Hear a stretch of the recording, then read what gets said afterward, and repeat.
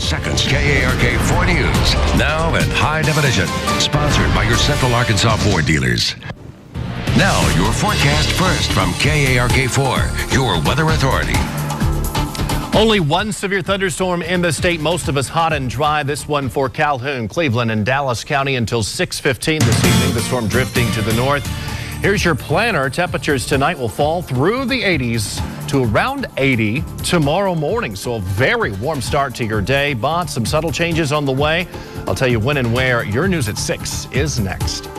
Coming up, it feels unrelenting. Hello, heat. Welcome to Arkansas. In depth, how farmers keep their food fresh in this heat. Next, why your trash could mean cash to local thieves. Plus, energy in the process of buying a power plant. Find out if it could affect your energy bill. Now, from the station you count on. In-depth, investigative, part of your community. This is KARK 4 News at 6 in high definition. Good evening and thanks for joining us. I'm Jancy Sheets. Well, good evening. I'm Bob Clausen. The heat. It's all we can talk about, and why not? With the high of 105, heat index at 111. No one needs to be outside. Plus a burn ban now snaking across the natural state. Several counties added just today, including Pulaski County, bringing the total number of counties under a burn ban to 34. That means no outdoor burning of any kind until further notice. As weather conditions improve, burn bans will be lifted. However, violating a burn ban could cost up to $1,000 per violation. By now, we all know it was a scorcher outside today. Despite the triple-digit temperatures, business continued outside at the Little Rock Farmers Market. KARK 4's Jessica Dean joins us now with an in-depth look on how farmers and customers survived today's heat. Jessica.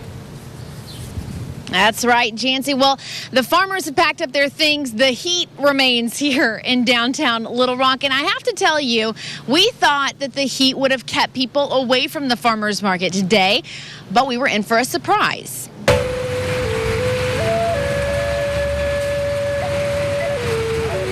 On this sizzling Tuesday, the typical sounds of Little Rock's farmers market blurred together with the sounds of heat relief. You just have to go with the flow. Longtime farmer Danny Carpenter knows the effects of extreme heat on produce. It's taking a toll on the crops. And, you know, you just have to give them a very little water this time of year. You can't go out there and just, do a whole lot of water. But despite the heat, the crops are producing. We got purple hull peas, okra, squash, cucumbers. I mean, we got the works out here. Across the way, Roy Merriweather sat in the direct sunlight selling Clarksville peaches, something he's been doing since 1937. I've been out in it, and I'm acclimated to it. This is what I've been doing all of my life, so I'm used to it. These young people, my kids and grandkids, they can't even hold a light to me. His endurance is paying off. We sold out Saturday, and then we had the same amount this morning, and you see what we got left. This left out of 30 boxes. Believe it or not, the shoppers we spoke to didn't seem to mind the heat. One told us she didn't even feel it. Well, just appreciative of the labor that went into growing these vegetables and fruit. I soldier on. I kind of like the fresh produce, and this is what we like to do. Farmer Danny Carpenter encouraged others to do the same. Well, it's time to come on out and, everybody get some nice stuff to put in the refrigerator. Well, and you got a fan. Yeah, I got a fan to keep you cool for a little while. It'll help for a little while, but you're going to have to tough it out for the rest. The Little Rock Farmers Market will be open again on Saturday. I'm going to go ahead and take a wild guess, Bob. It'll be another hot one. Back to you. Without a doubt, Jessica, thanks very much. Well, how hot it is outside depends on actually who you talk to. You talk to Brett Cummins, he's going to say about 100, 105, something like that. Talk to a grown-up, they'll say it's hot enough to go inside. Talk to kids, and they compare it to food and molten rock. It's so hot outside, you feel like a what? Like a hot dog. I feel like a volcano that has hot lava in it. Right on the mark. And if you're on a mission to keep cool, you're not alone. Long lines again today, the scene at the State Fairgrounds as people sought LIHEAP energy assistance to keep their homes cool in scorching temperatures.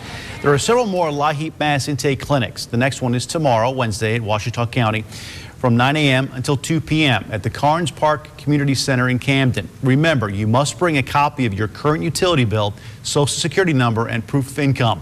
Assistance will only be made for the cost of charges for electricity. And you can help keep others cool in this heat by participating in a Beat the Heat fan drive. You can donate new or gently used fans at any Salvation Army in Central Arkansas or North Little Rock Fire Department. And if you need a fan, come to the Salvation Army Center. Fans will be donated to elderly residents on a fixed income and families with disabled children. And for more stories and information on heat relief, visit our website, arkansasmatters.com, and click on Heat Alert. Today, a runner dies after he collapsed at a 5K race on Saturday. 62-year-old Don Johnson was running the Big Dam Bridge Twilight 5K when he collapsed. It was 94 degrees at race start time, 7:30 that evening. Johnson, who is from Greenwood, was well known in town. He was married to Dr. Kay Johnson. She is the superintendent of Greenwood Schools. Trash bin burglars, of all things. Sounds bizarre, but sheriff's deputies say they have been striking all around Pulaski County. KRK4's Lauren Traeger joining us now live in Little Rock with more on this story. And before I see a second of the story, Lauren, it stinks, so to speak. Yeah, Bob, it does. Literally here. I can tell you in this heat, woo, these trash cans smell sometimes. But, you know, this is a very real trend that homeowners say is causing them some major headaches. And investigators say it's a crime that they're going to have a hard time putting a lid on. I laughed and I laughed. I knew what had happened. Mobile Home Park Manager Philip Dalrymple says he could hardly believe it when in May, 12 of his park's trash cans disappeared. Now, he and over 20 others are now the victims of garbage bin bandits. Most recently, 3 cans were stolen on Monday alone. That some are rifling for personal information is one theory, but here's the other. Since trash collectors don't double-check serial numbers when they grab garbage, the thieves could be swiping the cans so that they or others don't have to pay for curbside pickup. Now, Dalrymple has had most of his cans replaced, but all funny refuse remarks aside, he says he's worried eventually the cost of replacing the cans will be passed on to consumers. That does worry us because it budgetary things. That means we have to raise the rent on people that really can't afford it. Now, Pulaski County Sanitation says they only recently started collecting data on this trend, so we don't know how big it's gotten, don't know overall how much it's cost. Now, the cans do cost between $75 and $100 a pop, but for now, if they are reported stolen, there's no cost to the customer. Reporting live in Pulaski County, Lauren Traeger, KARK 4 News. New information tonight on how many Arkansas students will likely receive an academic challenge scholarship. New tonight at 6, KRK4's Melissa Seamus joins us now with a breakdown of the data. A lot of numbers for you, Jancy, but the Department of Higher Education says this is just the first of several pieces of data that will be released in the next couple of weeks and months. Here now is just a snapshot of what we know so far. 31,000 students are eligible for a scholarship in the fall. Of those, roughly 18,000 received the scholarship last year and are now eligible for renewal. That means they met all of the requirements. Then there are over 12,000 students entering as freshmen that will receive the scholarship for the very first time. Keep in mind, the total amount of scholarships could reach up to 40,000 because there is now a pool of students, about 8,000, who lost their eligibility from last year, but who could take summer classes to either increase their GPA and or hours. Now, in terms of whether standards should be lowered or increased for next year, here now is what the Department of Higher Education is saying about that. That is obviously the decision of the General Assembly.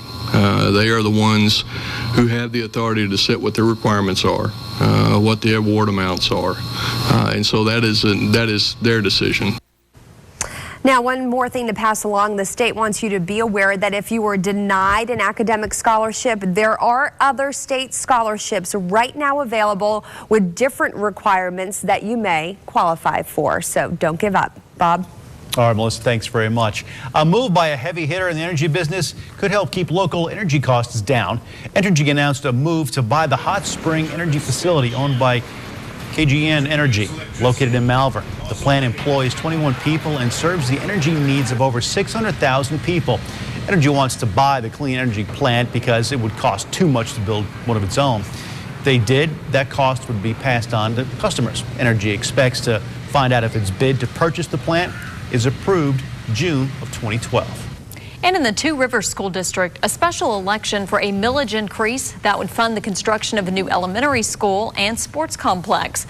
The Two Rivers School District includes Yell and Perry counties and parts of Conway and Scott County. The current millage is set at 35.6 mils. Tonight's vote is on a 10.8 millage increase, which, if approved by voters, would set the total mill 46.4.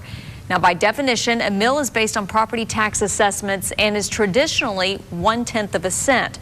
Voting ends tonight at 7:30. And, of course, visit our website, arkansasmatters.com, for polling places and a closer look at how much money the mill would generate.